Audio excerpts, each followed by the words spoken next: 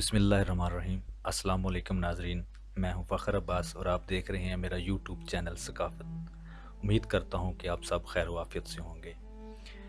नाजरीन, आज की इस वीडियो में हम आपको रोही चोलिस्तान के खूबसूरत रंग और इसमें दरबार हज़रत चन्नन पीर भी दिखाएंगे और आपको चन्नन पीर की मुकम्मल हिस्ट्री बताएंगे। यहाँ लोग शहर की आलूदगी और गर्दो गुबार से दूर साफ़ और ताज़ा हवा में रात बसर करने भी आते हैं। चलिए आपको चन्नन पीर की दिलचस्प दास्तान सुनाते हैं। बहावलपुर से जानब मशरक 32 किलोमीटर तक अनमोल कुदरती मनाजर से लुत्फ उठाने के बाद मुसाफिर मंडी यजमान पहुंच जाता है। ये कस्बा लाखों बरसों से चोलिस्तान के दर पे आबाद है। इलाके का माशी, समाजी और सकाफती मरकज़ है। चन्नन पीर से गुर्बत रखने के बायस इसकी अहमियत और बढ़ जाती है। चन्नन पीर यजमान से 32 किलोमीटर दूर वाक़ है। इस गांव में हर साल फरवरी ता मार्च के महीने में मुसलसल 7 हफ्ते उर्स मुनक़द होता है। इसी दौरान एक मेला भी लगता है।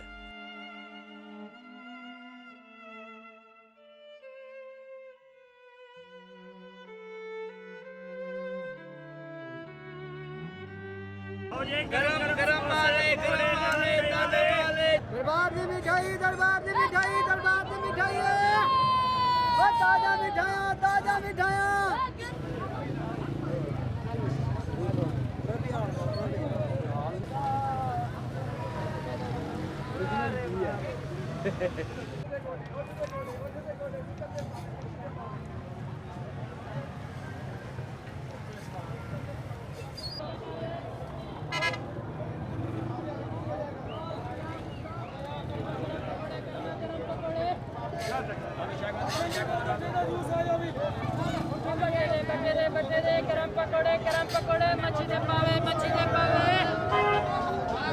बहुत लोग दूर दराज से शिरकत करते हैं, जिसमें न सिर्फ मुसलमान बल्कि हिंदू, ईसाई और सिख भी शिरकत करते हैं। लोग मिज़ार पर नजर न्याज देते हैं, मन्नतें मांगते हैं, तबर्रकात तकसीम करते हैं और खुशियां मनाते हैं। मेले में सराकी तहजीब और सकाफत के हमा रंग नमूने जलवे दिखाते हैं।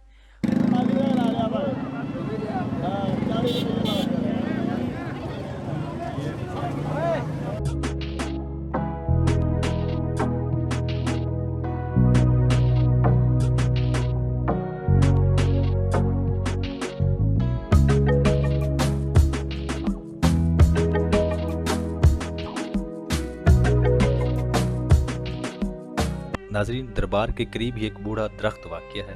जब लोग कोई मन्नत मांगते हैं तो किसी शाख से एक रंगीन पट्टी बांध देते हैं और कहा जाता है कि रंगीन पट्टी बांधने से आपकी मन्नत पूरी हो जाती है।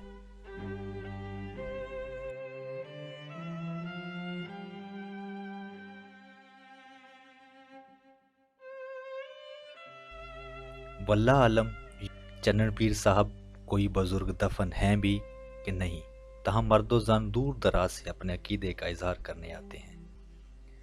उनकी तमन्नाएं ही उन्हें चन्नन पीर के पास लाती हैं ताकि वह बुजुर्ग की वसत से अल्लाह ताला के करीब पहुंच सके।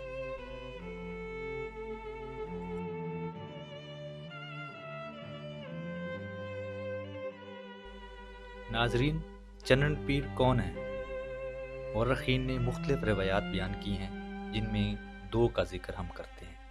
आम रवायत यह है कि उच्च शरीफ में दफन मशहूर सूफी बुजुर्ग हज़रत जलालुद्दीन सुर्खपोश बुखारी रहमतुल्लाह अलैह एक बार इस इलाके में तशरीफ़ लाए। इस वक्त इलाके में संध्या नामी हिंदू राजा की हुकूमत थी। हज़रत जलालुद्दीन रहमतुल्लाह अलैह की मुलाकात राजा से हुई तो उन्होंने पेशन गोई की कि इसकी राजधानी में जल्द ही पहला मुस्लिम बच्चा जन्म लेने वाला है। तब रानी ही इलाके में वाहिद हामला थी। खुदा का करना ये हुआ कि इसके यहाँ एक बेटा पैदा हुआ। खूबसूरती की वजह से इसका नाम चन्नन रखा गया, यानी चांद जैसा। कहा जाता है कि पहले दिन से ही वो कुरान पाक की तलावत करने लगा।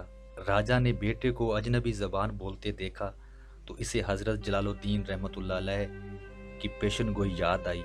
राजा बड़ा खाइफ हुआ और परेशान हुआ, क्योंकि दूसरे सरदारों को पता चलता कि वली अहद मुसलमान हो चुका है तो इसकी हुकूमत ख़त्म कर सकते थे।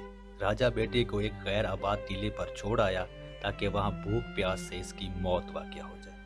لیکن بچہ غیبی مدد کے سہارے نہ صرف زندہ رہا بلکہ پل بڑھ کر بڑا بھی ہو گیا۔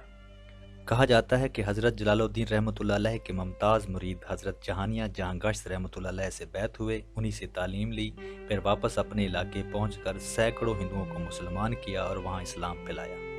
جب آپ فوت ہوئے تو پیروکاروں نے اسی ٹیلے پہ آپ کو دفن کیا جہاں آپ کو لاوارث چھوڑ دیا گیا تھا۔ بعض مورخین اور ماہرین اثرات کے روح سے چنن پیر میلے کی اصل ہزاروں برس قدیم ہے اور ایک رواج میں پوشیدہ ہے۔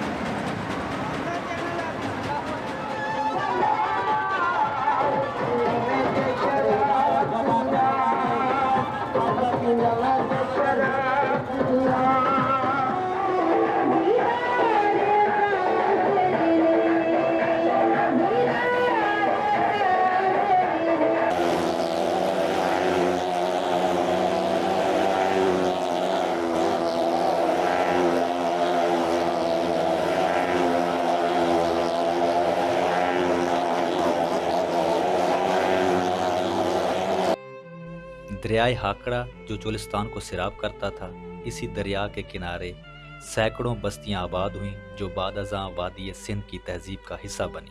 انہی بستیوں کے مکین مختلف دیوی دیوتاؤں کو پوجتے تھے۔ ان کی سب سے بڑی دیوی دھرتی ماں تھی، زرخیزی کی علامت جو انہیں غذا فراہم کرتی اور زندہ رکھتی تھی۔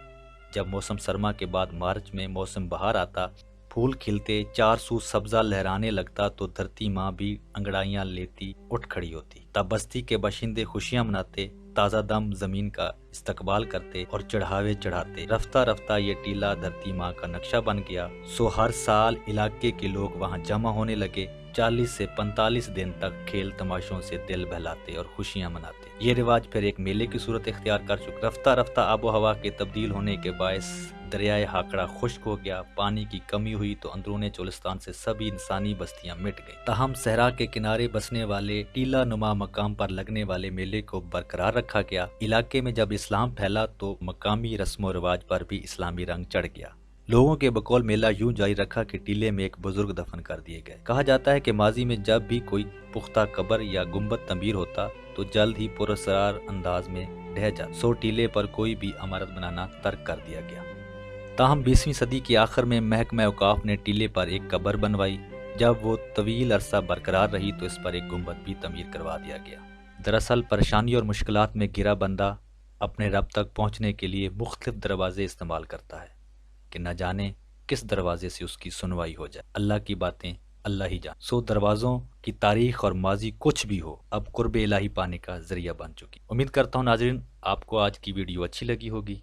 اچھی لگی ہے تو لائک کریں اور شیئر کریں۔ اپنا اور اپنے اس چینل کا خیال رکھیے گا۔ اللہ حافظ۔